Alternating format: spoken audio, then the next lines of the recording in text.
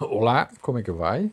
Vamos continuando a nossa leitura, A Mulher de 30 Anos, aqui, do Honoré de Balzac. Se não me engano, esse agora é o 12º episódio, né? Episódio número 12. E eu estou exatamente na segunda parte, aqui, ó, gosto de mostrar para você, segunda parte do Sofrimentos Desconhecidos. Segunda parte, agora o capítulo Sofrimentos Desconhecidos, Honoré de Balzac.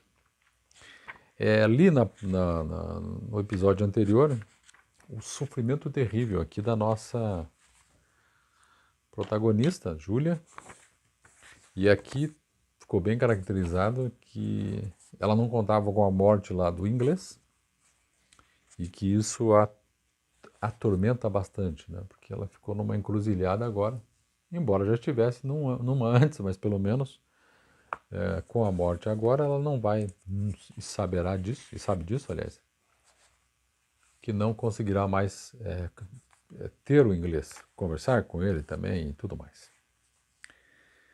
Muito bem, então, continuando aqui, estou na página 93. Um dia, pelo meio-dia, no momento em que o sol aclarara o tempo, a criada de quarto entrou sem ser chamada e disse-lhe, porque a Júlia aqui ficava muito mais no quarto, inclusive até deixou de lado a sua função materna. Então quem cuidava da criança era uma empregada. A criada de quarto diz: Esta é a quarta vez que o cura vem procurar a senhora Marquesa. E hoje ele insiste de modo tão resoluto que nós não sabemos o que responder. O cura aqui é o padre, né? Basicamente o padre. Com certeza quer dinheiro para os pobres da comuna. Comuna é o vilarejo lá. Pegue 25 luíses e entregue-lhe em meu nome. O dinheiro da época, Luiz, né? Luizes. Provavelmente de Luiz, né? Senhora, disse a criada, voltando logo depois, o senhor cura recusa receber o dinheiro e insiste em falar-lhe. Que entre, então, replicou a marquesa com um gesto de mau humor que prognosticava uma triste recepção ao padre, de quem, sem dúvida, ela queria evitar as importunações com uma espécie, como explicação curta e franca. A marquesa perdera a mãe muito cedo e sua educação foi naturalmente influenciada pelo relaxamento que, durante a Revolução, afrouxou em França os laços religiosos. A piedade é uma virtude feminina que só as mulheres sabem bem transmitir, e a marquesa era filha do século XVIII, cujas crenças filosóficas foram as de seu pai. Século XVIII aqui, gente, então imagine a Revolução Francesa, né? Então todo o burburinho, século XVIII, uma troca de poder, principalmente na França, né? Uma troca de poder, onde sobe ao poder, começam a subir ao poder, a burguesia também, né? O pessoal que tinha grana de fato. A piedade, então, é uma virtude feminina, não seguia nenhuma prática religiosa. Para ela, um padre era um funcionário público cuja utilidade lhe parecia contestável. Na situação em que se encontrava, a voz da religião só lhe podia envenenar as mágoas. Além disso, não acreditava nos curas de aldeia, nem nas suas luzes, e por isso resolveu colocar as coisas no seu devido lugar, sem grosseria, e desembaraçar-se do pároco à moda dos ricos, por meio de um donativo. Uma graninha, vai embora. Mas como ela disse, não manda ele entrar, né? O cura entrou e seu aspecto não modificou as ideias da marquesa. Ela viu um homenzinho gorducho, de ventre saliente, então barriguinha grande, rosto corado, mas velho e rugoso, que afetava sorrir e que sorria mal. O crânio calvo e cortado de rugas numerosas recaía-lhe em quarto de círculo sobre o rosto, fazendo-o parecer menor. Alguns cabelos brancos guarneciam-lhe a parte inferior da cabeça, desde a nuca até as orelhas. Tipo esse aqui.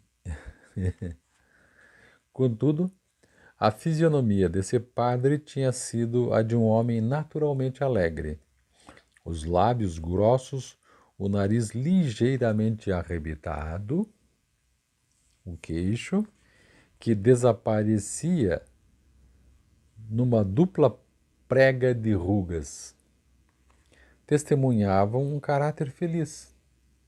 De início, a marquesa só lhe percebeu os traços principais, mas a primeira palavra que o padre lhe disse ficou admirada com a doçura de sua voz. Fitou-o mais atentamente e notou, sob as sobrancelhas grisalhas, olhos que haviam chorado. Visto de perfil, o contorno da face dava à cabeça uma expressão tão augusta de dor que a marquesa encontrou naquele cura um homem. Senhora Marquesa, os ricos só nos pertencem quando sofrem. E os sofrimentos de uma mulher casada, jovem, formosa, rica, que não perdeu filhos nem pais, manifestam-se e são causados por feridas cujas dores não podem ser minoradas senão pela religião. Sua alma está em perigo, senhora. Neste momento não lhe falo da outra vida que vos espera. Não, não. Não estou no confessionário. Mas não será meu dever esclarecê-la sobre o futuro de sua vida social? Há de saber perdoar a um velho uma importunação que tem por objetivo a sua felicidade. Para mim, senhor, não existe mais felicidade. Muito breve eu lhe pertencerei, como o senhor diz, mas para sempre. A senhora não há de morrer da dor que a oprime e se estampa no seu rosto. Se tivesse de morrer, não estaria em Saintland. São menos mortais os efeitos de um desgosto certo que os das esperanças frustradas. Conheci dores bem mais intoleráveis e profundas e que, contudo, não foram mortais. Espera aí. De que dor ele está falando? Porque até então, quem sabe do sofrimento dela? Vamos ver, vamos ver, vamos ver. É interessante que num trecho aqui, ele diz o seguinte: são menos mortais os efeitos de um desgosto certo. Então, são menos mortais os efeitos de um desgosto certo, né? Ah, perdeu uma mãe, perdeu um pai, morreu, né? É um desgosto certo. Que os das esperanças frustradas. Pense bem, no caso dela, será que ela ficou frustrada porque a esperança que ela tinha de um dia ficar lá com o inglês foi por terra, morreu com ele? Essa frustração dela, será que ele já não detectou? Não sei, não sei, não sei, vamos ver. A marquesa esboçou um gesto de incredulidade. Senhora, sei de um homem cujos sofrimentos foram tão grandes que os seus lhe pareceriam insignificantes se os comparasse aos dele. Fosse porque aquela longa solidão começasse a pesar-lhe, fosse porque se interessasse pela perspectiva de poder desabafar ante um coração amigo seus pensamentos dolorosos, ela fitou o cura com um olhar interrogativo sobre o qual não podia haver dúvidas. Esse homem, senhora, tornou o padre, era pai de uma família numerosa de que só restavam 3 filhos. Tinha perdido sucessivamente os pais, depois uma filha e a esposa, ambas muito amadas. Vivia só, no fundo de uma província, numa pequena propriedade onde por muito tempo fora feliz. Seus 3 filhos estavam no exército e cada um deles tinha um posto de acordo com o tempo de serviço. Durante os 100 dias aqui, pessoal, é do dia 20 de março até 22 de junho de 1815, o tempo que durou o segundo reinado de Napoleão, após a sua volta da ilha de Elba. Então, o segundo reinado é o que eles chamam de os 100 dias. Então, voltando aqui. Durante os 100 dias, o mais velho passou para a guarda e tornou-se coronel. O segundo era comandante de um batalhão de artilharia e o mais novo de um esquadrão de dragões. Esses 3 moços amavam o pai tanto quanto ele os amava. E se a senhora tiver em mente a irreflexão dos jovens, que arrastados por suas paixões nunca dispõem de tempo para se consagrar às afeições de família, compreenderá por um único fato a intensidade do amor que tinham por aquele pobre velho solitário que não vivia mais senão por eles e para eles. Não se passava uma semana sem que recebesse carta de um dos filhos, mas também nunca tinha sido para com eles nem fraco, o que diminui o respeito dos filhos.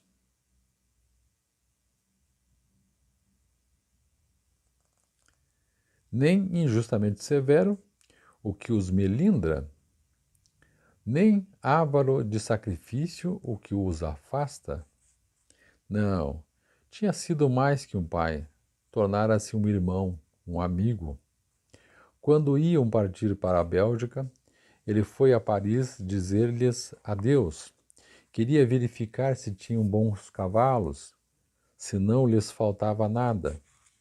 Tendo eles partido, o pai volta para casa. Iniciada a guerra, recebe cartas escritas. Iniciada a guerra, recebe cartas escritas de Fleurus, de Lille. Tudo ia bem. Fleurus e Lille, localidades vizinhas na Bélgica, que serviram de cenário à última grande batalha vitoriosa de Napoleão. Lá, em 16 de junho de 1815, o imperador derrotou os prussianos comandados por Blücher. Voltando aqui, página 96. Trava-se a Batalha de Waterloo. A Batalha de Waterloo, está explicando aqui, comuna da Bélgica. Waterloo, então, é a comuna na Bélgica, uma pequena cidade na Bélgica, perto da qual Napoleão foi vencido em 18 de junho de 1815 pelos exércitos reunidos da Inglaterra e da Prússia. Trava-se a Batalha de Waterloo. A senhora conhece o resultado, quer dizer, o Napoleão caiu aí. De repente, a França cobriu-se de luto. Todas as famílias estavam na mais profunda ansiedade.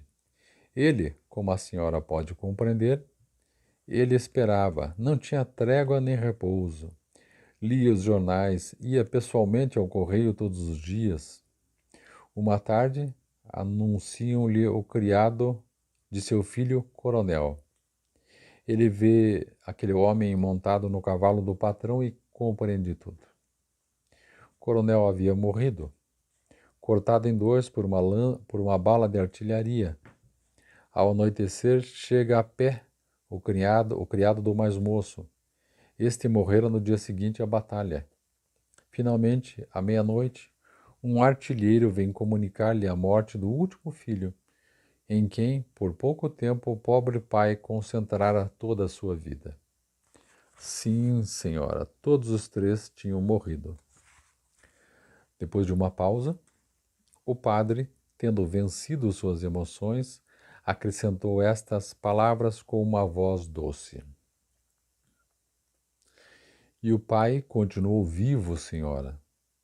Compreendeu que, se Deus o deixava na terra, nela ele devia continuar a sofrer.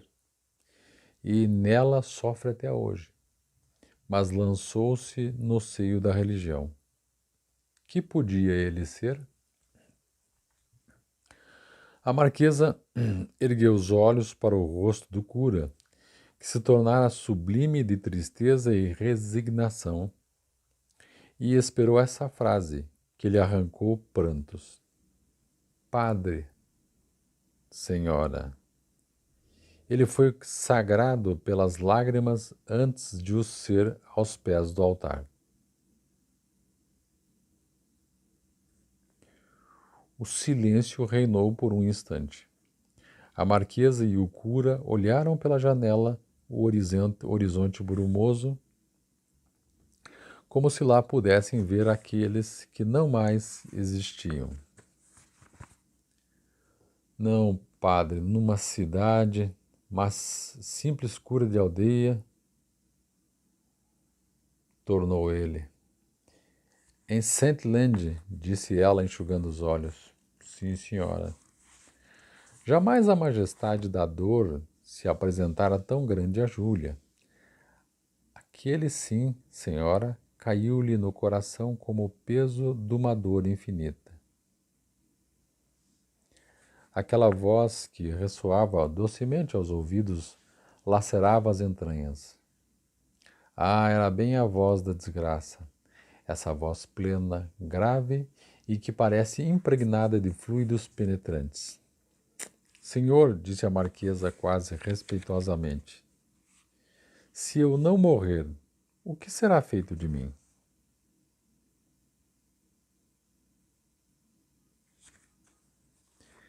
A senhora não tem uma filha? Sim, disse ela friamente. O cura lançou à mulher um olhar semelhante ao que um médico lança a um doente em perigo e resolveu empregar todos os esforços para arrebatá-la ao gênio do mal, que já estendia a mão sobre ela. Bem vê, senhora, devemos viver com os nossos sofrimentos e somente a religião nos oferece consolações verdadeiras. Permita que eu volte para lhe fazer ouvir a voz de um homem que sabe simpatizar com todas as penas e que, creio eu, não tem nada de assustador? Sim, volte. Agradeço-lhe por ter pensado em mim. Então, senhora, até breve. Essa visita descansou, por assim dizer, a alma da marquesa. A marquesa é a Júlia, né? Cujas forças tinham sido excitadas com demasiada violência pela dor e pela solidão. O padre deixou-lhe no coração um perfume balsâmico e o eco salutar das palavras religiosas. Depois ela experimentou essa espécie de satisfação que invade o prisioneiro quando, após haver reconhecido a profundeza de sua solidão e o peso de suas cadeias, encontra um vizinho que bate na parede, fazendo-a produzir um som por meio do qual exprimem os pensamentos comuns. Ela tinha um confidente inesperado. Mas não demorou